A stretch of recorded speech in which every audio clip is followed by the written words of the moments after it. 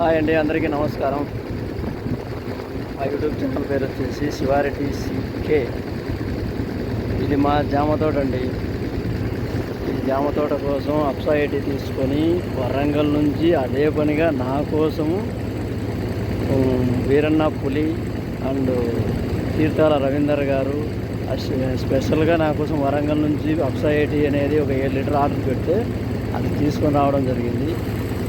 తీసుకొని వచ్చిన అప్సైటీని చూస్తున్నారు కదా, ఇదే జామ తోటకు యూజ్ చేశాం.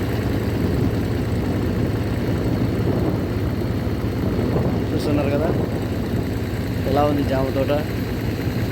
దీని గురించి మా తోట చేసే అతను గంగాధర్ అని ఉన్నాడు, ఆయన మాటల్లో జామ చెట్లకు మనం అప్సైటీ వాడినాం కదా, వాడకముందు ఎట్లున్నది, ఇప్పుడు వాడిన తర్వాత ఎట్లుందో చెప్పు. వాడకముందు శంకుపోయినట్టు ఉన్నాయి, వాడిన తర్వాత నలుపు ఉన్నాయి చెట్టు. మీరే చూడండి, ముందు ఇట్లా లేవు చెట్టు. ఇప్పుడు మీరు అప్సైట్ అనేది ఎంత వేసినారు? 500 లీటర్ల డ్రమ్ముకు 500 లీటర్లు 1/4 లీటర్ వేసాం. మళ్ళా డ్రిప్లో వదిలినాం. తర్వాత 2 మాటలు వదిలేకు నీకు నలుపు తిరిగినాయి చెట్టు. బిల్డింగ్ కూడా మగ్గ పూత కూడా బాగా ఆగి నిలబడింది. ముందు ఇట్లా కొంత పోయి కొంత ఉంటుంది, అది కూడా బాగా నిలబడింది.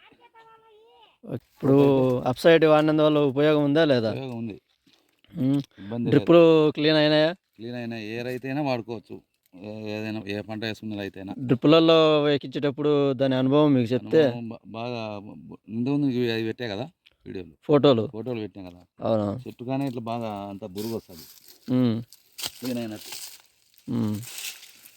నీట్గా క్లీన్ అవుతాయి. డ్రిప్పులు కూడా సతవ కూడా బాగా పనిచేస్తుంది. ఆ మందు కలిపినందువల్ల మనం వేసిన సతవ బాగా పనిచేస్తుంది. అవునులే అవునులే. ఇప్పుడు మళ్ళీ మనం తెచ్చుకొని వాడచ్చు అంటావు? ఎప్పుడైనా వాడచ్చు, ఇబ్బంది లేదు దాని గురించి.